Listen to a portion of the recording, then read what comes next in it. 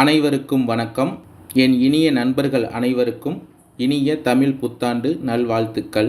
இந்த வருடத்தின் தொடக்கத்தில் புதன், சுக்கிரன், கேது சில ராசிகளில் சஞ்சரிக்கிறார். இந்த வருடம் பிறக்கும் நேரத்தில் கிரக நிலைகளின் அமைப்புப்படி மேசத்தில் சூரியன், குரு, கன்னியில் கேது, கும்பத்தில் செவ்வாய், சனி, மீனத்தில் புதன், சுக்கிரன், ராகு சஞ்சரிக்கிறார். இந்த கிரக நிலைகளின்படி தமிழ் புத்தாண்டு பலரது வாழ்க்கையில் பல அதிரடி மாற்றங்கள் ஏற்பட போகிறது. அது மட்டும் இல்லாமல் சித்திரை மாதத்தின் மத்தியில், அதாவது மே 1ஆம் தேதி குரு பகவான் 12 ஆண்டுகளுக்கு பிறகு ரிஷபராசிக்கு இடப்பெயர்ச்சி ஆகிறார். மற்றும் 30 ஆண்டுகளுக்கு பிறகு சனி பகவான் மீன ராசிக்கு சென்று ராகுவுடன் இணையப் போகிறார். இந்த கிரகங்களின் மாற்றத்தினால் சிம்ம ராசியில் பிறந்தவர்களின் வாழ்க்கையில் என்ன மாற்றங்கள் ஏற்பட போகிறது, ஏதாவது தீமைகள் இருந்தால் அதை எப்படி சரி செய்கிறது, எந்த கோவிலுக்கு போனால் நமக்கு நன்மைகள் ஏற்படும், பரிகாரங்கள் என்ன என்பதை பற்றி இந்த காணொளியில் விரிவாக பார்க்கலாம் வாங்க. சிம்ம ராசிக்காரர்களுக்கு இந்த ஆண்டு உங்களின் ராசிநாதன் உச்சம் பெற்றிருப்பதும் குரு பார்வை பெறுவதும் உங்களுக்கு நற்பலன்களையும் ஏற்றமும் தரும். வருமானம் அதிகரிக்கும். அதுபோல நட்சத்திர அந்தரத்தில் விரயமும் அதிகரிக்கும் என்பதால் அனாவசியமான செலவுகளை குறைத்து கொள்வது நல்லது. அரசியல் போட்டிகளில் வெற்றி காண்பீர்கள். சிலருக்கு முக்கிய பொறுப்புகள் தானே வந்து சேரும். எதை செய்தாலும் அதற்கு தகுந்தபடி நீங்கள் உங்களை மாற்றிக்கொண்டே செயல்பட்டு நற்பலன்களை பெறுவீர்கள். குடும்பத்தில் மகிழ்ச்சிகள் நிறைந்திருக்கும். எதிலும் தேவையற்ற சில விஷயங்களில் கவனமாக இருக்கவும். குறிப்பாக பெண்கள் விஷயத்தில் எச்சரிக்கையாக இருப்பது மிகவும் நல்லது. உங்களது ராசிக்கு 10இல் குரு வருவதால் பதவியில் மாற்றம் வரும். தொழில் வியாபாரத்தில் மாற்றம் வரும். நீங்கள் செய்யும் வேலையில் ப்ரமோஷன் கிடைக்கும். வீடு மனை வாங்கும் யோகம் உண்டு. வண்டி வாகனம் வாங்கவும் யோகம் இருக்கிறது. குருவின் பார்வை உங்கள் ராசிக்கு 2, 4, 6ஆம் வீடுகளின் மீது விழுவதால் உங்கள் குடும்பத்தில் குதூகலமும் பிரச்சனைகளும் நிவர்த்தியாகும். பண பிரச்சனைகள் நீங்கும். பதவிகள் தேடி வரும். படித்து முடித்துவிட்டு வேலைக்காக காத்திருப்பவர்களுக்கு நல்ல வேலை கிடைக்கும். புதிய பொறுப்புகள் வரும். இடமாற்றங்கள் ஏற்படும். வெளிநாடுகளில் வேலை செய்பவர்கள் கவனம் தேவை. மேலதிகாரிகளின் உத்தரவுக்கு கட்டுப்படுங்கள். வீண் சண்டை சச்சரவுகள் வேண்டாம். வீடு நிலம் வாங்கும் யோகம் உண்டு.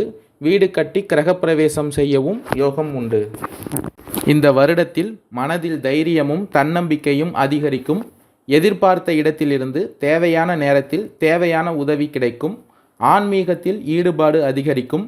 எதிலும் ஆழ்ந்து செல்லாமல் அளவோடு இருப்பது நல்லது. மனம் தெளிவு பெறும். கடன் பிரச்சனைகள் குறையும். பொருளாதார நிலை உயரும். உங்கள் பேச்சுக்கு மதிப்பு மரியாதை உயரும்.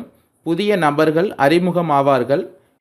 குலதெய்வ வழிபாடு செய்வதால் நன்மைகள் ஏற்படும். மற்றவர்களுடன் கருத்து வேற்றுமை ஏற்படாமல் கவனமாக இருப்பது நல்லது. பொது காரியங்களில் ஈடுபாடு உண்டாகும். பகைவர்களால் ஏற்படும் சிறு தொல்லைகளை சமாளிக்க வேண்டியிருக்கும். குடும்பத்தில் சுப நிகழ்ச்சிகள் நடக்கும். உறவினர்களுடன் ஏற்பட்ட மனக்கசப்புகள் நீங்கும். கடன் பிரச்சனை கட்டுக்குள் வரும். குடியிருக்கும் வீட்டை மாற்றி புதிய வீடு கட்டி செல்லும் சூழல் ஏற்படும். வழக்கில் சாதகமான தீர்ப்பு வரும். வாகனம் வாங்கும் யோகம் உண்டு.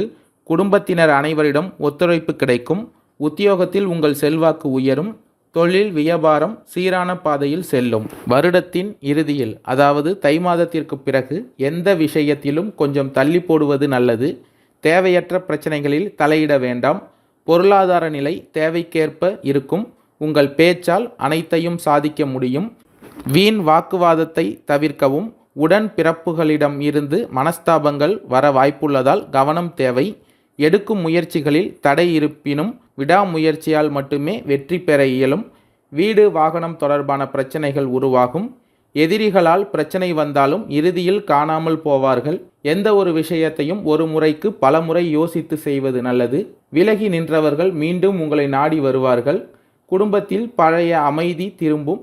உங்கள் பேச்சில் கடுமை இருந்தாலும் அதில் உண்மை இருக்கும். நண்பர்களிடம் இருந்து வந்த கருத்து மோதல்கள் மறையும். எதிர்பார்த்த இடத்திலிருந்து உதவிகள் கிடைக்கும். ஆன்மீக எண்ணம் அதிகரிக்கும். குடும்பத்தில் இறுக்கமான சூழ்நிலை காணப்படும். கணவன் மனைவிக்கு இடையே தேவையற்ற வாக்குவாதங்கள் ஏற்படும். வெளியில் கடனாக கொடுத்த பணத்தை திரும்ப பெற முடியும். ஒரு சிலருக்கு வாடகை வீட்டினால் பிரச்சனைகள் வரும். பெற்றோரின் உடல் நலத்தில் கவனம் தேவை. மனதில் வீண் கவலைகள் உண்டாகக்கூடும். உத்தியோகத்தில் தடைகள் நீங்கி ஆதாயங்கள் பெற முடியும்.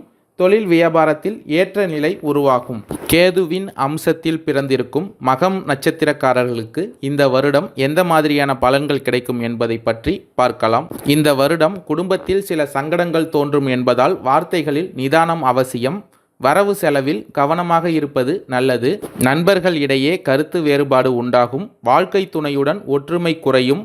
எந்த ஒரு காரியத்திலும் நிதானமாக செயல்படுவது நல்லது. தொழில் வியாபாரம் பணிகளில் கவனமாக இருப்பது நன்மை தரும். வருடத்தின் இறுதியில் பொன் பொருள் சேர்க்கை ஏற்படும். வருமானம் அதிகரிக்கும். பெண்களுக்கு புதிய நட்புகளில் எச்சரிக்கை வேண்டும்.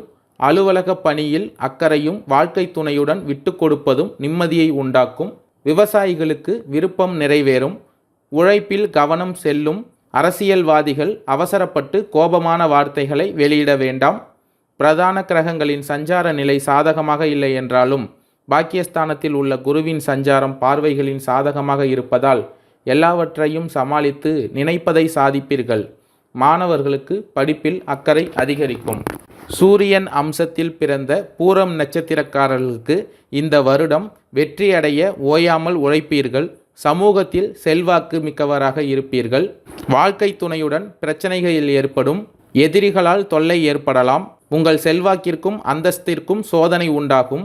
புத்திசாலித்தனமாக செயல்பட்டு எதையும் வெற்றியடைவீர்கள். பூர்வீக சொத்தில் இருந்த பிரச்சனைகளுக்கு முடிவு வரும். பெண்கள் அவசரப்பட்டு எந்த ஒரு முடிவிற்கும் வர வேண்டாம். புதிய முயற்சிகளை ஒத்திவைப்பதும் வாழ்க்கை துணையை அனுசரித்து செல்வதும் நன்மை தரும். பிள்ளைகள் மீது அக்கறை அதிகரிக்கும். குடும்பத்தில் செல்வாக்கு உயரும். விவசாயிகளுக்கு நெருக்கடிகள் விலகும். வருமானம் அதிகரிக்கும்.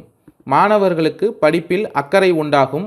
ஆனாலும் பொழுதுபோக்கு விஷயங்களை தள்ளி வைப்பது நல்லது. சூரிய பகவானின் ராசி நட்சத்திரத்தில் பிறந்த உத்திரம் 1ஆம் பாதம் நட்சத்திரக்காரர்களுக்கு இந்த வருடம் மற்றவர்களுக்கு வழிகாட்டுபவராக நீங்கள் இருப்பீர்கள். பணியாளர்கள் அதிகாரிகளின் மீது கோப பார்வைக்கு ஆளாக நேரிடும்.